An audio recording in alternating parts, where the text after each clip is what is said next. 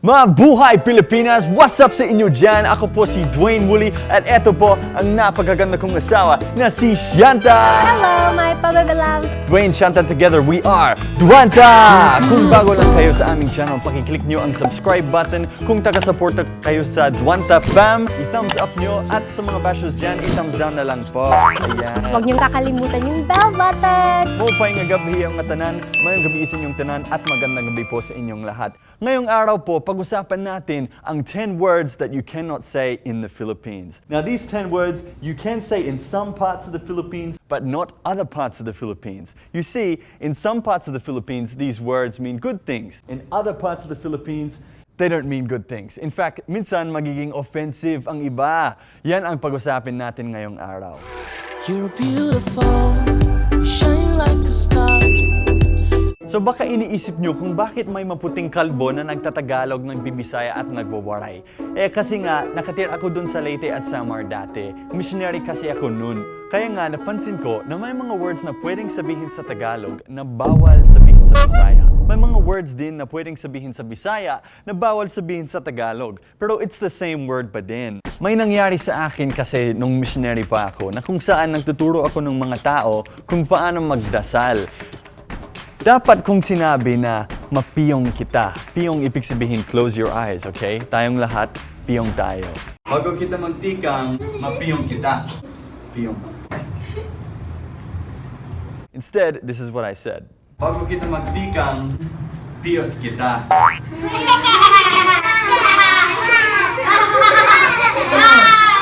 Alright, ladies and gentlemen, let's dive right in and look at the 10 words that you can say in some parts of the Philippines that you cannot say in other parts of the Philippines.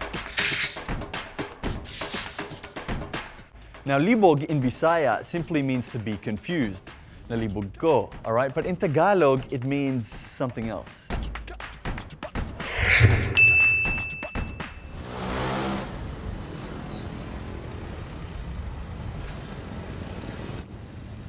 Dagan mga sakyan diri sa Manila, oy. Oo nga eh. Nalibog ko kung sa labang ba. Ang bastos naman ito. Word number 2, libang. So libang in Tagalog simply means to pass the time. You're doing things to pass the time. But libang in Bisaya, Ang boring-boring dito. Tara, maglibang tayo. Alis tayo. Ayaw, diri. Uy, daghag daw diri. Sige na. Ang boring-boring eh. Ulaw ta ka. Ayaw, daghag daw diri. Ulaw ta. Kasi nga, ang boring-boring. Sige na. Sige Unya na. na lang inugabot sa balay.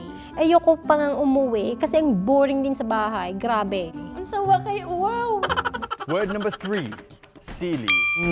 Sarap kumain ng sili, lalo na pag may Bicol Express or caldereta, di ba? Lahat ng Pinoy foods dapat may sili para may variety ang lasa ng pagkain. Pero iba ang ibig sabihin sa waray. Ladies and gentlemen, welcome back to the show. And tonight, may dakita special nga bisita. Special hiya kay Tikang Hiyaha, Australia. Let's welcome Dwayne Woolley. Pakpak kita para iya. Maupay nga gabi, Dwayne. Magandang gabi din po. Dwayne, yan na, papakianan ka namon. Ginaano ba paglutuhin Bicol Express? Ay, simple lang yan po, Ma'am Shanta. Ang kailangan po natin ay manok. Oh, ayaw niyo kang alimti, may manok. Opo.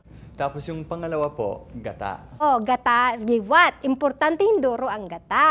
Yung pinaka-importante na ingredient po natin ay sili. Kat! Layas! Layas! Iwas din hi! Waray kaawod! Halaga daw ka nga! Nagyayakan kan suga dito. Kayo nagyayakan kito din hi! Live kita! Word number 4, bitaw. So in Bisaya, bitaw simply means to agree with what the other person is saying. Someone says something, you agree with it, simply say, bitaw. Bitaw, no? In Tagalog, however, it means to drop something. So this is what might happen when a Tagalog person and a Bisaya person use the word bitaw. Magdulat ta karon! Magdulat ta og Simon Says. Pag moingon ko, Simon Says, taas imong kamot, taas pa di mong kamot, ha? Okay. Simon Says, lingkod. Simon Says, taas ang kamot. Simon Says, tuyok. Ang saya nito, no? Oh, bitaw.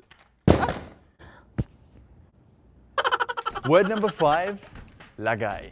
So in Tagalog, lagay simply means to put something there. Ilagay mo dyan, ilagay mo yung baso dyan, ilagay mo yung pinggan dyan. Kumusta ang kalagayan mo? Kumusta ang lagay mo? Ganon, alright? In Bisaya, however, iba ang ibig sabihin. Yes! Woohoo! Wow! Ang saya-saya ko itong araw na to. Grabe! Nanalo ko ng loto! Wow! Nanalo ako. Grabe. Shanta ka ayo. Ano pangalan mo pala? Shanta. Ay, Shanta, ang ganda ng pangalan mo. Grabe. Ay.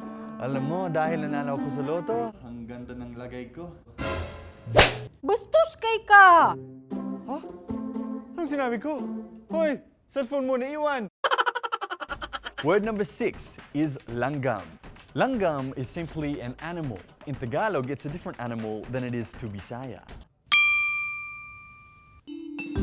One word.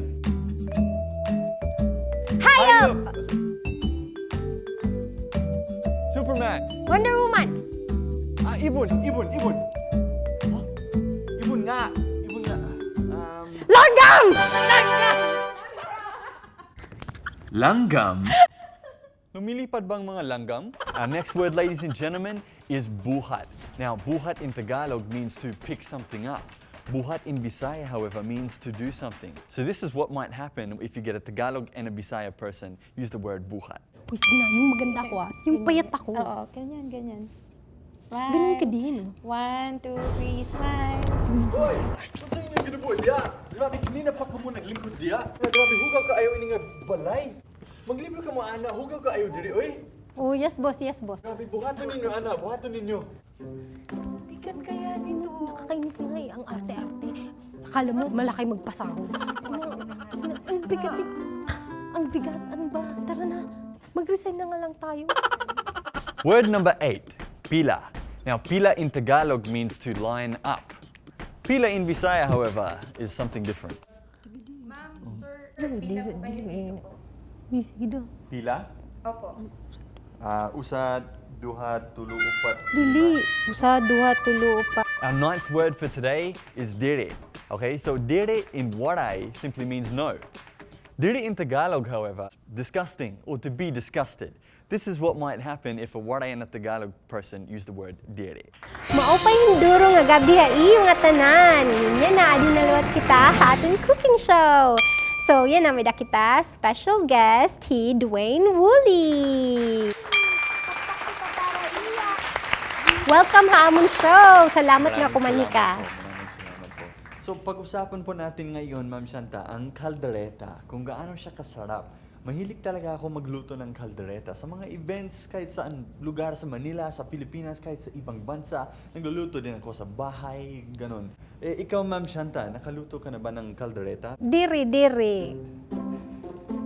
Diri.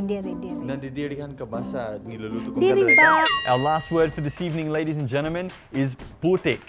Putik in Tagalog simply means mud. Putik in Waray-Waray, however, May ganun mo ay, ma'am, ingat po tayo dito at daming mga putik dito. Kababastos mo idoy. Lagi daw naghihinakan kang suga dito. Anong problema mo? Maraming salamat po sa panonood ngayong gabi. Ako po si Dwayne Woolley. At ako si Shanta. Ayan, sana may natutunan kayo ngayong gabi. At pag pumunta kayo sa amin, huwag niyong sasabihin yung putik. Kita-kits po tayo sa sunod na video ng Dwanta Dwanta Fam! Fam! You're beautiful, shine like a star. You got me falling. It's Dwanta Fam! Shout out time everybody! Bakit? Ang problema mo? Sige na. Wait lang, baby. Do it again. It's Dwanta Fam! Shout out time everybody! Una sa lahat, i-shoutout po namin si RV Semilla. Maraming salamat po sa magiging long-time supporter ng Dwanta Fam. Hello kay Roslyn Serio. Uy, follower ko siya ata. Parang na-shoutout ko na siya sa videos ko sa YouTube channel ko. Swerte Hello siya. kay Red Shout out. Emperor. Well, their real name is Raf Bainado and Ayaw Eunice nga pala. Panganiban. Ayan. Binasa ko lang dun sa baba. Hello kay Asidin Ventura. Hello sa aming bagong subscriber na si Carmelin Guerrero. Tama? Guerrero. Hello kay Adeline Labasbas. Hello din kay Jeneline maraming Gayeta. salamat. Yes, Janlyn Gayeta. Sabi niya, Deserving ka ng 1 million. Maraming salamat po sa panonood. Kita-kits sa sunod na video natin. Bye-bye! Bye! Parang sa akin. Joke lang. Ikaw kasi. Ilagay natin ang in-screen dyan at saka Antok ako. dyan. Ayan. Click mo. Click Kung mo na! Mukhang Ito. interesting na.